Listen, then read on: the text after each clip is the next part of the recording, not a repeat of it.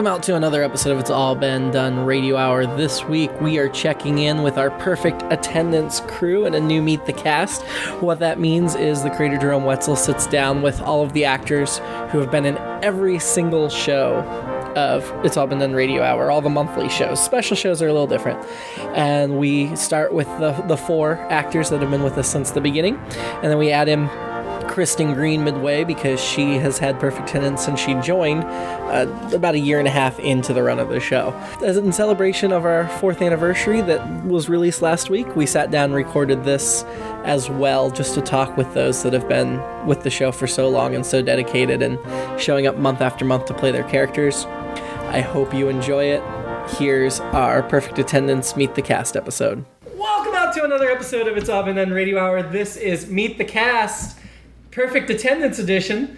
I'm Jerome Wetzel. I should not be hosting because I missed one show in October 2017 for my brother's wedding. Stupid brother. We're here with everybody else that has been in all 50 shows. Let's just start on my left and go around. I'm Nick Arganbright. Shane Stefanchik. I'm Keith. Saving the best for last. I'm Samantha. Always. Like I said, I kind of have an asterisk next to my name because I missed a show. Keith, you set out one special show because I didn't write a part for you, but you showed up anyway. Shane set out one special show, but he showed up to watch it anyway. That's true. But Sam and Nick have been at everything. I actually missed one special show because I had family in town, so I could not be in and the you audience. did not even come. I couldn't. Let them leave. No, I'm just kidding. I was an hour and a half away at dinner. You missed a special show, but you've been at all 50 regular shows. And then a few months after this, I will miss my first show, which was not on purpose at all. Like, every second Saturday is pretty much the weekend of my wedding anniversary. Mm-hmm. And my wife, God love her, is very considerate and just like, yes, go perform, and we can do it like the week after. But one year, I just want you to take off so we can do it like the weekend of we got married. How'd that work? Did we have our show on the third Saturday that time? We moved it to the third. We moved it for you. For me. For yes, Nick, we moved that show. Yeah, because everyone was invited. Yes. And so that was the reason why. I forgot about that. But we can't move the show every year for your anniversary. If you would have planned ahead, you should have moved the wedding then. Yeah. So no, we actually, the venue. We actually did try moving the venue, and they were booked. Yeah. So we did actually try that. I've done every special show, every whatever show. Mm-hmm. Next year, 2020, is when I will actually call off in November. And then I would also maybe back off from doing, because I'm on hiatus from Mad Lab as we record this, so I'm getting burnt out. And so also with special shows, even though I feel like we've not done as many this year, it feels like it. And so I'm just like, I want to back off a little. So I would definitely miss more. But I was like, but that's next year. Next year. And now it's like, nope, October, one in October, flip the table on me. Well, I think because my cousin's getting married and I have to at weddings. I think we're being more thoughtful and purposeful on our special shows these days. So for anyone listening, time travel back to this day, August 11th, and come see our special show tonight. Yes! Crap, I don't remember if this is being held for a whole year or if it's going up sooner. I think it's being held for a whole year. It's time travel, they can come back. I hope you just enjoyed our 5th anniversary show. It was very top-notch, in my opinion. Perfect Attendance Club was the point of this. That you guys are the guys that have been, guys and gals, that have been here. I'm not offended. All the time. General term. You're just guys. one of the guys. Yeah, I use it non-gender specific. I know a lot of people are dedicated to the show, but still miss. I guess my biggest question for each of you, and you can take turns answering. We'll start with Sam because you've said the least. Why? Why have you never missed a show? I don't know. I enjoy doing it. I like being here for everyone. I like the characters that I have, and I think it started out really. I had 3 main characters. So I really couldn't miss because I was in a lot when we first started, and then our cast started growing, and we started getting more characters, and then some sketches end and things like that. So there is some more flexibility. But I also started writing a little bit, and I started directing. So I really wanted to make sure that I was here and I was very knowledgeable on everything, so I could be of best use to the entire group. I mean, just because you miss something doesn't mean this is any less important to you. So I would in no way. I know. I don't. I'm totally going to take offense to that in October. Well, no, that's okay because next August, I might miss. It's an entire year from now. So. And I think I told you, I really, really appreciate the commitment, but if you need to take a show off, take a show off. Yeah, that's what he said. Everybody else does except for you guys. I was like, gasp! How dare you say such a thing?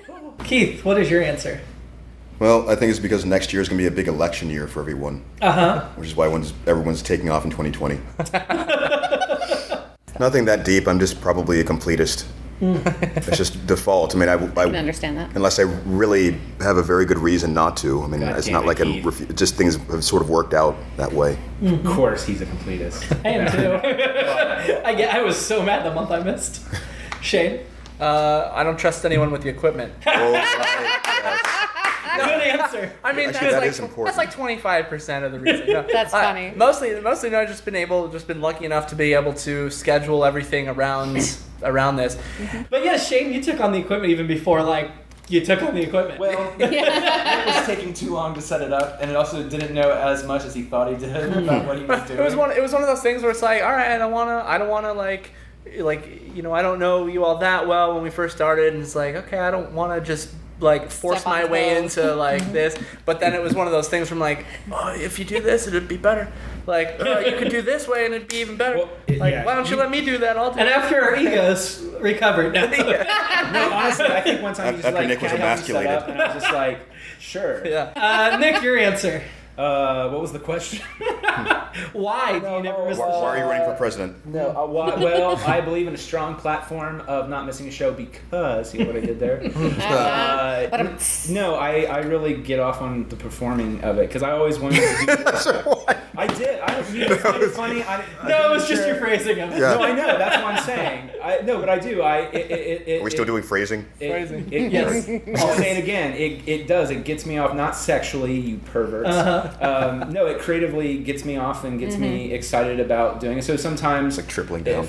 I think some people, and I don't want to say that because I don't know. But if they're not in a whole episode, I remember one time I was coquet for 4 lines, and that was the whole month. That's the only thing I did the whole show, and so I think you this is right around the part where it's if we need roles to fill in, you would have other people, not just me, other people fill in. You gave me a one other line in a commercial or something.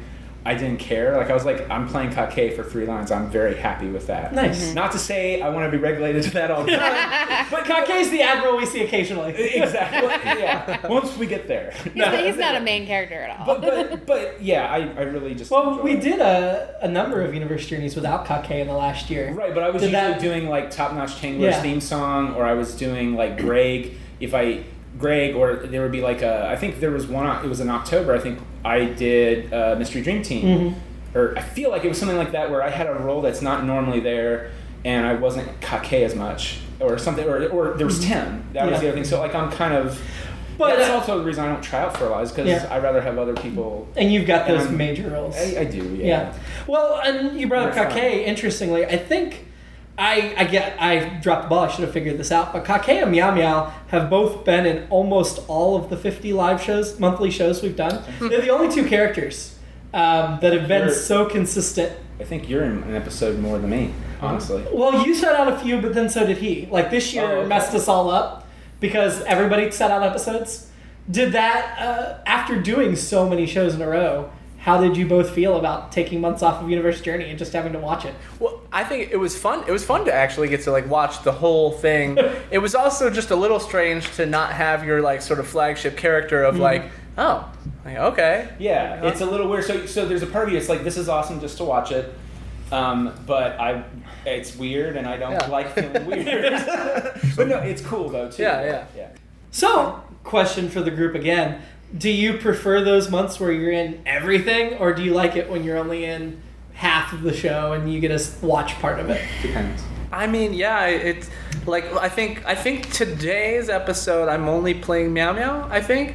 And so that's going to be it's interesting because it's all right, that's I would think that's my strongest voice anyway. So other than possibly Larry. Yeah. Oh.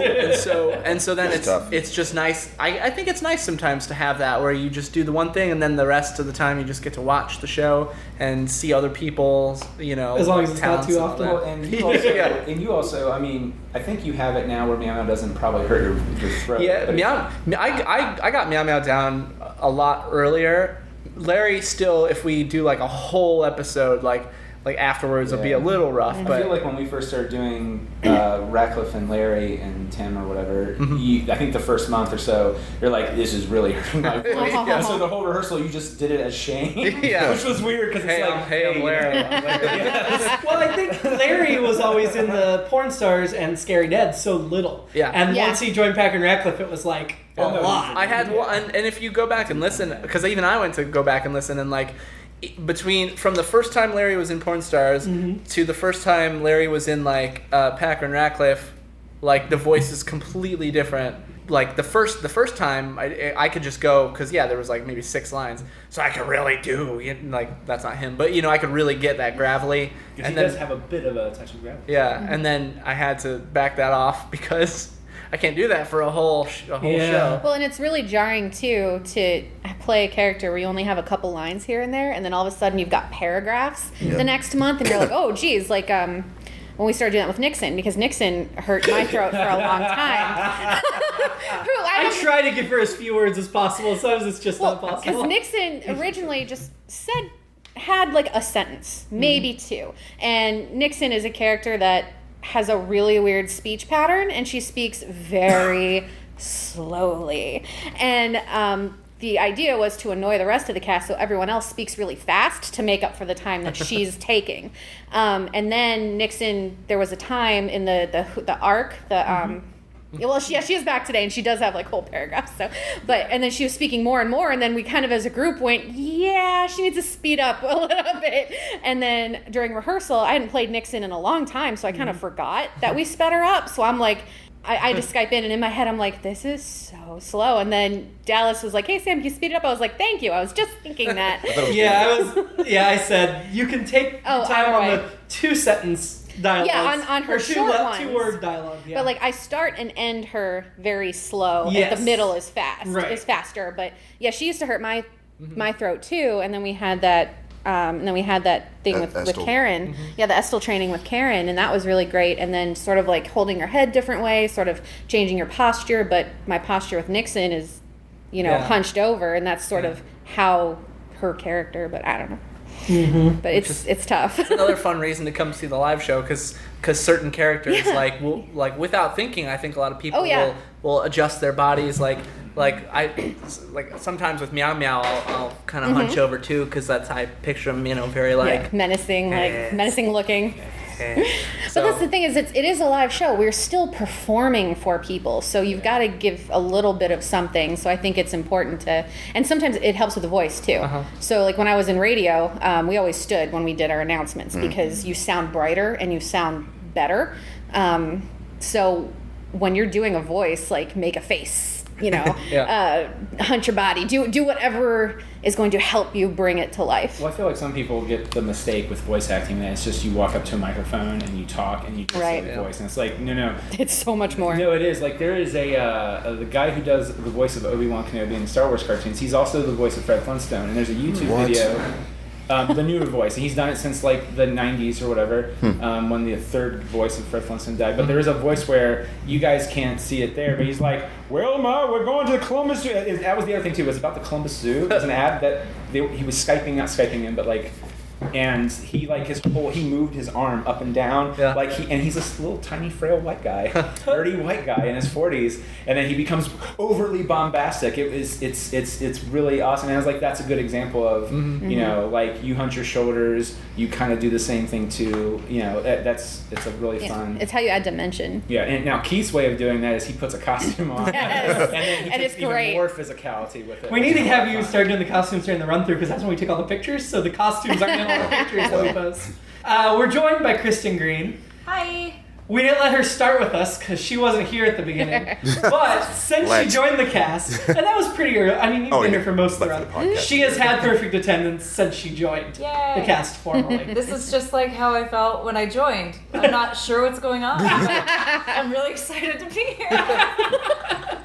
Well, we've already covered in past podcasts why you joined the show and everything, but one question I ask these guys is, why don't you take months off? I mean, I know we have people dedicated to the show that take months off. So why do you feel it necessary to be here month in and month out? I mean, there are the performer and the technical answers where it's like, it's a commitment that I've made. It's planned really far ahead. So I know that, it can really throw things off if someone's not there. And, you'll always work around it if you have to, but I just don't want to be the one to do that. But also it would take something like that I couldn't not be at, like my sister's wedding, or unless I was like out of town or not able to be here, like there's no time when I'm like, I just want the day off, because if I was around Columbus and I knew this was going on, I'd want to come watch anyway, so might as well just be in the show. So you all should too. I mean, that's what Chase does. Chase will take months off and then just come watch. I know, and I don't know, it's that would be weird. You brought up a good point, which none of us discussed, is that this is planned out in advance. So, like, we already have 2020's schedule, which is nice all for us of as 2020's schedule. So which is really nice, and with the election and everything too. So to me, I'm just like, I know what the schedule is. I shouldn't really have to. And now, well, you mentioned the election, Keith. We actually had our Tuesday rehearsal scheduled for 2020 on the 2020 election day, which we know is 18 months out. But because it was the presidential election, I was like, no, that month we're going to rehearse on a different day because... There's no, close to show day, there is no option of, even if you don't feel like it, when I get here, I'm happy to be here, even if I'm busy and I'm like, oh. But it's too planned out to just have a random thought of, I don't feel like it this month. And I don't know 6 months from now that I'm not going to feel like it. So the only real excuse to me is if it's a event that is special and important and I have to miss. And I like being here, so. Yeah. Well, I hope so, but yeah. It's still, I don't know. I guess it's part of my, I've got the imposter syndrome stuff all the time, and I'm always like, why do these people just keep showing up month after month for no pay to read these stupid stories I write? And I don't really think they're all stupid. Obviously, I would keep writing them if I did, but there are plenty of times where it feels that way. Oh, there are episodes that aren't as good as other episodes. Oh, but whatever. That's not what I was trying to say. I was being facetious, you jackass. If you didn't know, Jimmy and Nick have known each other for a very, very long time. I'm not insulting you, jackass. I actually met him last week. We've been doing the show without actually having spoken. Ever. Nick's a hologram. Nick died in 1973. Did you know that? We all take turns voicing him. Quick, Sam, do your Nick. I'm Kake. That was fun when Kake was Kim, and you voiced. That was the most fun ever. Oh my gosh, Nick did this wonderful script, and it was so involved. It was the thrifty, the people in the thrifty playing RPGs, and then the rest of us were playing the thrifty characters as our characters. So if they're playing the Top Notch Tangler as a role playing game, Captain Kake was rolling for Top Notch Tangler, so I played the Top Notch Tangler as Kake. A question I have for all of you that have been here, well, everybody. How have you seen the show evolve and change? What do you think are the most drastic changes from where we started, or from where you entered the cast? People's confidence has grown so much. Some people that were a lot more shy, maybe didn't really either know how to or was uncomfortable with committing to characters in the beginning because maybe they were maybe a little self-conscious about it, are now just jumping straight into full commitment to whatever voice they're coming up with or accent. And I just think it's the performance level has risen with confidence and support from everyone. I think the characters, and this is probably a combination of both the actors playing them, knowing their characters better, and also just the writing getting more, the writers know the characters better, so the writing, the characters start to round out and feel more full and real. But yeah, the characters are they have more depth and just more like personality behind them. Obviously, the longer history they have, the more we know about them. But yeah. Well, I think that's part of a show going on so long is the characters can't help but get more complex. Oh, yeah. I mean, I don't know, maybe there are some writers that would find it easy to keep them static, but for me it's like, well, if we found this one thing in this one episode, let's build on that, you know?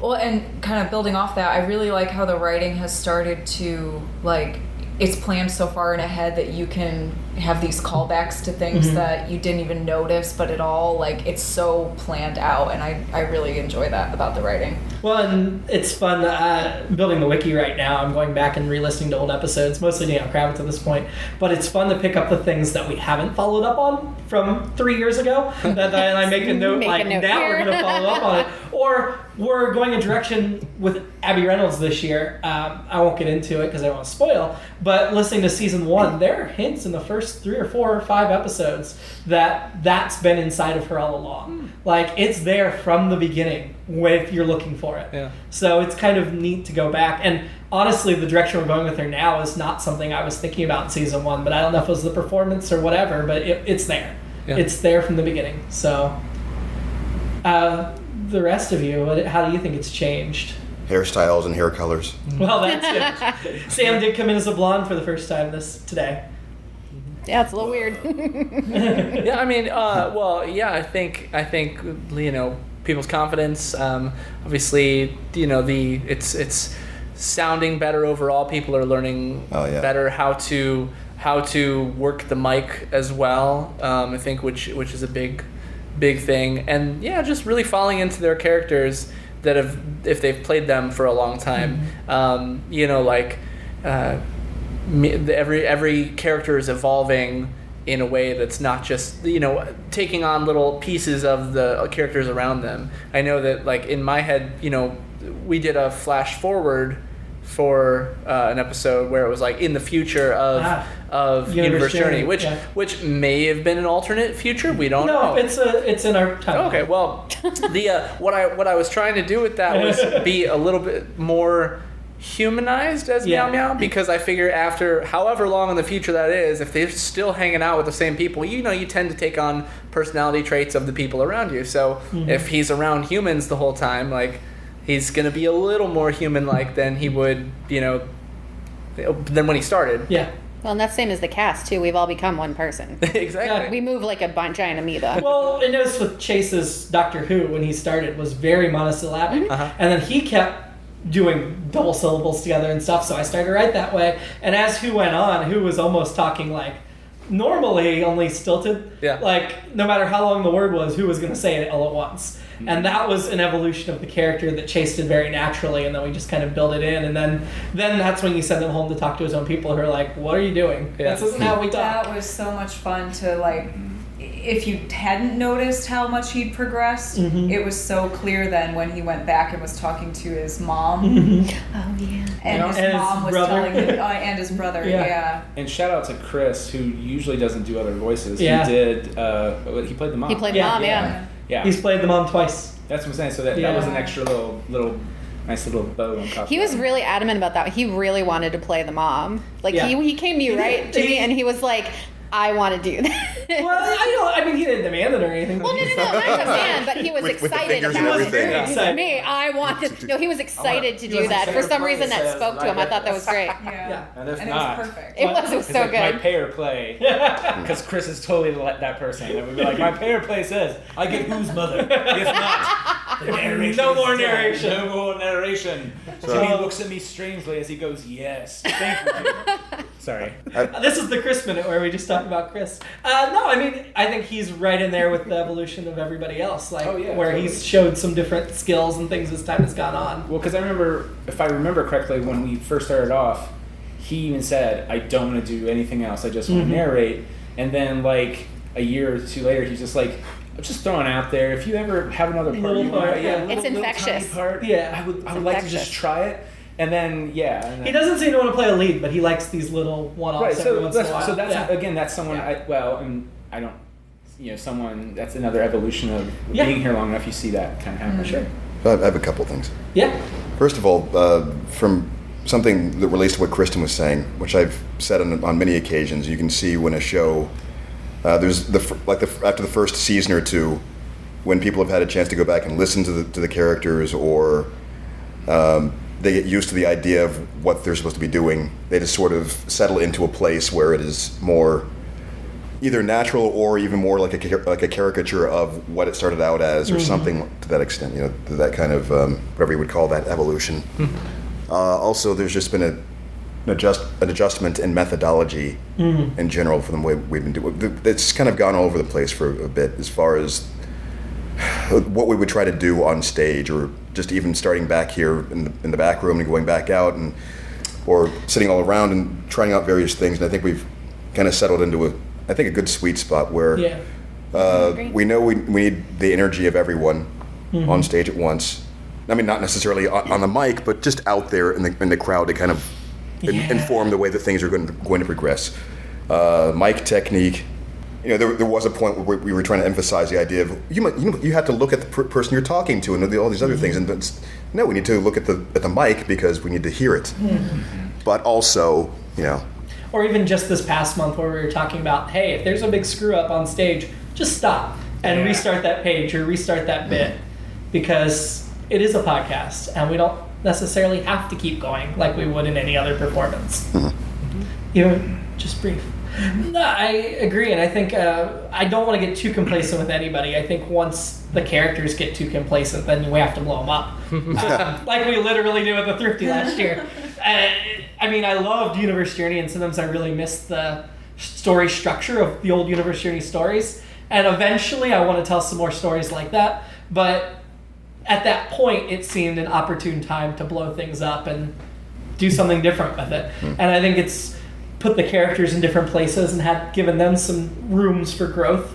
It's greatly expanded the supporting cast of the show, which eventually we'll have to slim back down. But for now, it's nice to have all of those different arenas to play with. I also thought of another aspect. Something that I've gradually felt more comfortable doing eventually. When I first started doing this, I was still very new, obviously. And from the seminars and so forth, I'd seen one of the things they were saying, this especially for people who were doing dubbing work, was that you had to read exactly what was on the page, because the writers usually crafted in a certain way, like translations, or they'd gone through these different rounds, and you have to do it exactly as it's on there.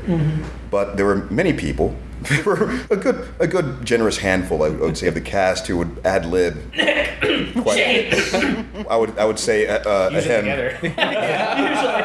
Well, that was show one. Nathan probably. Oh yeah, God, yeah. But it does. We'll add elements to Grezit, like Grezit likes ice cream. Okay, that's not the script, but now we constantly have to talk about how much he likes ice cream. Now it's canon. So it's a living organism in that sense, absolutely. and sometimes it's better, sometimes it isn't, or sometimes by my opinion. Well, we're not afraid to try. Yeah, I'm not going to say that my opinion is. There's been times where I'll say something is meow meow, and I'm like, wow, that didn't really work. Luckily, I think most of the time we try to keep that in rehearsals, and for most people, if it doesn't work, we won't do it again for the show. For most. So. Yeah, Nathan likes to throw things in for the live show, but to his credit, it usually works for his characters. And honestly, if it was, for instance, Yoey's thing of Grezit likes ice cream, if I felt very strongly it didn't belong, we could edit it out. It's not like we have to leave it in. Right. But we haven't gotten to a point where we need to take things out. I think people basically have good instincts at this point, especially their main characters. You've talked about playing characters over a long time and them getting more complex. Is it odd to jump back and forth from those characters like Kake and Meow Meow and the Top-Notch Tangler and Jameson, and even new at this point, to brand new characters when we have new segments and new reoccurring parts? Do those feel different than the stuff that's lived in for so long? It would have to be, but I mean, different how is hard to... The only time I think that I actually felt conflicted by, or I had a difficult time, was when we did the Packer and Ratcliffe episode for the anniversary show, because in the same scene I play Tim, and then I switch over to Kake, and I did it in rehearsal here before the show. I did it in rehearsal in the table read. I started reading as Kake, but it's Tim's lines, and I had a hard time switching back and forth. That's the only time I've ever I don't know if that counts or not. It's weird. I agree, and that's a specific situation where it was probably harder because it was a special case where it was one long story, but several of us played several of our recurring characters, and it's like you probably had to try a little harder to fully get into the body and the voice because you're not used to switching that quickly or switching back and forth, or even it just being or there's a nice commercial break, right? something that designates like that is over, and now it's I just remember at one point Shane and I, as Larry and Tim, were there, and then it was like a scene change. Other people came up, and we just stepped. It was half a page, and we just walked back. Yeah, it was just like, oh wait, I'm still on stage. It's a little, it was mine. On a positive note, I think that having some main characters that you've had the time to really flesh out and to build upon, it has made me more aware of bringing that into a smaller character, even if it's a one-off. I mean, I'm not going to write an entire character history in my head for them, but just it sort of informs me that even though this is a small quote-unquote character, or we might only see it this one time, I still want to bring more than just a silly voice, like bring like some physicality, bring a personality to it. So in that way, having these really established characters, I think, has really positively influenced the the one-offs. And I think we've all really facilitated in each other in that support. Is there's no small parts. There really isn't. Everyone here has done like a 1 or 2 liner, and that can steal the show in a character you'll never see again. Exactly that. If they're that great, then we usually find ways to eventually bring it back. Yes. Yeah. Actually, I do, along the lines of what you were asking, I do have some problems now with Jameson and Carl. Just trying to because similarities. Well, not only that, because I put them down for so long, or they have been shelved for so long, and the newer characters I came up with it in different ways, or I think through them in different. There's something very distinct, and so it's hard for me to go back and make just tiny adjustments to my voice to be those other 2 characters and try to. It's been difficult. I was going to ask, if the newer segments like Morning Show and Privates, do you approach those characters differently now that with the thinking that we'll probably play these a long time too, now that you have that experience of playing other characters a long time? Well, yeah, I think that might be also what's messing with me, is the idea that I approach those because those 2 characters you're talking, at least Pat and Jake, were archetypes that I could go, this should sound like this, or I have this idea of someone I'm imitating. The other 2 were just sort of. Straight men. So they're straight men in a certain way, and so should I make it more cartoonishly straight for certain things and to keep them apart, and for the since Top Notch Tangler, for example, is more of a superhero thing. Obviously, it's more of a superhero thing. It's exactly but is he more like the like the Powerpuff Girls narrator, that kind of voice? Some of the old Commissioner Gordon voices of the older men type thing, or is it like a tick? So it's hard to find the mix there for that. Well, and so that's the challenging thing of doing voice acting, is that, especially where it's just all audio anyway, and there's no pictures being thrown in there with it. Everything you have is 100% on that voice, and so getting it out there, and sometimes it feels like you're being cartoony, and when you're not, it's a hard balance to do. And I think like those are some of the hardest roles in the show, are Jameson and Carl Darling. They really are, because the more realistic voices are harder. Yeah, so when you guys do Morning Show, I'm just like, it's I'm telling you not to do goofy voices for Morning Show. That's that's like straight. Yeah. Exactly. Yeah. And it's challenging. It's a different style than our other segments. Everyone approaches the thing. It's like, what's the hook in here? The voice hook. Yeah. And usually the voice hook is a tiny, teeny bit silly if you would just take it out of context. Yeah. So I don't know. I can't think of any way to get around this. As many characters as we all play, I think the thing that always comes with a new one is, even if you understand the character and you have the voice down for it, for a new segment, like for example, morning show, I understood Shelley. I knew what your influences for that were. I didn't know what her relationship with the other two leads were exactly going to be. I mean, I had a few like, all right, Gus is annoying and Pat is like grounding probably to her and she like relies on him, but you don't know what that interaction or those chemistries are going to be until you've got a couple episodes at least under your belt. I think we've got plenty of stories, at least for Universe Journey and Neo Kravitz, to get us through the next 50. Top notch too, but and the newer stuff obviously we're going to do more of. But part of that is giving ourselves things to shoot for and goals to reach. And with Universe Journey, you just mentioned in July, we got to see a future version of the characters. And I was purposely vague on how far in the future it was, but... I still love that joke. Well, you didn't really call it a joke, but just the idea of them starting to say the year and we're from cut the off. year 24 cut off. Yeah. And obviously they're in like 24, 28 right now or something like that. I don't know, so there's plenty of that century left that it could be, but I also... I'm not vague about it. That is the future of the characters that we know and love. That is not an alternate dimension version. That is not some weird side version of them. These are them. This isn't a Flash Sideways, people. No. And I can see it. I forgot that term. I love Lost. But no, I kind of saw that as a challenge of how can we show some differentiation, but also leave plenty of room for these characters to still grow in ways we don't expect them to. And already in the stories, I mean, there's definitely some Foley things in that story that were already written that we're building towards, but other characters now, I'm like, oh, I need to start thinking about how we get that person to here and that person to here, and there's a lot that we have to do to get there. It's not something they're going to get to next year, but it sets a clear standard. With Daniel Kravitz, Nick and I especially, but a lot of you, we've had discussions about where is that segment going? What is the end game of that segment? And that end game could be 5 years in the future, but where is that segment going to end? And what do we have to do to build there?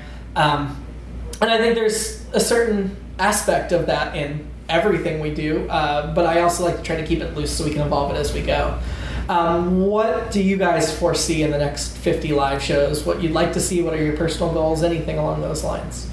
More character development. I don't necessarily believe that every single episode needs to drive like the overarching story. Like have a couple, like random one-off adventures here and there. Bottle episodes. Because like sometimes you just want to like. All right, they've grown to this person. Like, let them be that person for a while, and then grow some more. Maybe like regress a little bit. Maybe not. Because the reality is some people just don't change. Like True. They try to change, it lasts maybe 3 months, and then they're done. But no, so that's a good thing. Yeah. So I think, but I'm just excited to see like where all the characters go, see what happens to them, how they come back into the story if they've been gone. Like Larry. Like Larry. Hashtag Larry will return. He will. Morning show in particular, that was a bold thing that just happened. I don't know if we can go into specifics. Yeah, you can talk about July. It's a bold move, Cotton. It was not pre-planned. Cotton. It was a last-minute decision to do that. As we were just talking about how the characters have to be realistic, and actually, that's a fun thing to try to do, to actually have something that is definitely unrealistic, or I hope.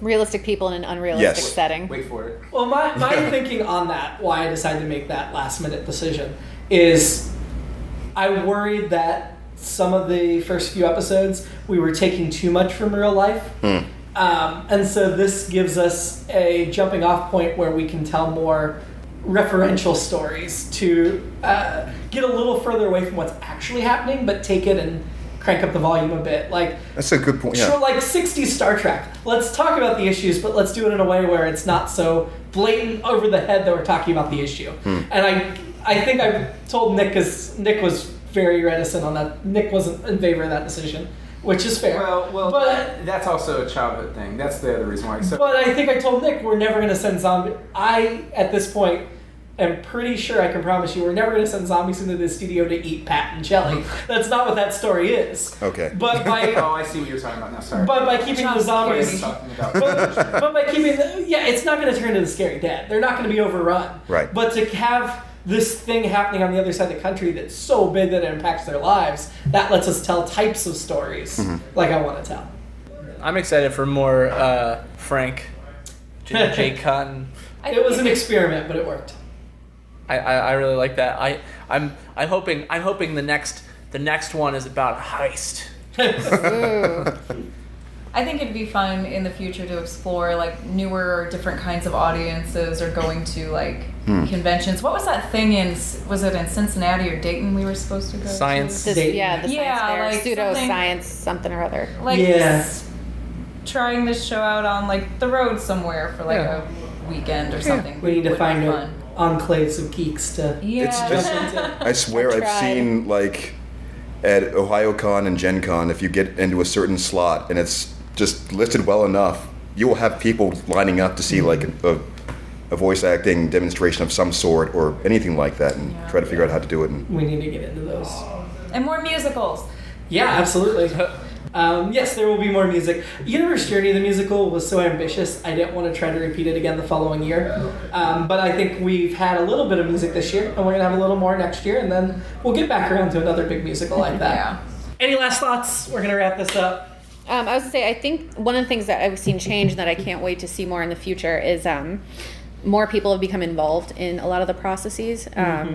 Be that writing and because I think most of us here have been to Jimmy's like writing sessions or story sessions where we're like, let's plan some things, let's do this, and everyone has really great ideas. Kristin and I joined the directing team this year, and we're both, I mean, if I could speak for you, we're both really enjoying that. And I help where I can, but You do. You proofread the scripts, and that's spoiling enough for you. I appreciate it. But everyone has such great ideas and such different ideas that I think growing in that fact of everyone is chipping in more and more on a grander scale, and I think that'll keep things fresh and keep things moving forward. Well, not everyone, but a core group. Well, that's what I mean is yeah. Some people just show up to act, and that's perfectly fine. We need them too. well, yeah, but we have a very safe space where anyone can Yes. say, you know, this, I have this idea, Yes. and nothing's ever like, no, that's stupid. And I think that's great. We have a really harmonious People positivity can be as around involved as they ideas. want Yeah. to be involved.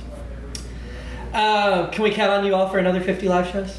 maybe. Let's do that. I'm not going to really make you send This is the trap. This is what it all was right here. Challenge accepted. 49, but yes. Okay, this is legally binding. If you say yes now, I've got it on tape. No, Story. but sincerely, thank you all very much for Thank you. all of these shows and all the ones that we're still going to do. Yeah. Yeah. Unless you quit next week and then screw you. True. But Right after the show, I'm out. Never coming back. Unless we get elected next year. Keith Jackson, 2020. It's All Been Done Radio Hour number 246. Meet the cast number 34, Perfect Attendance Crew. It's All Been Done Radio Hour was created by Jerome Wetzel. The podcast is edited by Chris Allen. We want to thank Circle 270 Media, which this podcast is a part of, and Mad Lab Theater, where we perform monthly. Except when we're home due to the virus, then we perform live streaming on YouTube. We want to thank our parent network, It's All Been Done Presents, found at IABDpresents.com. Please check it out and donate to us at patreon.com/IABD. Have a good week. It's All Been Done presents. Who's got the time?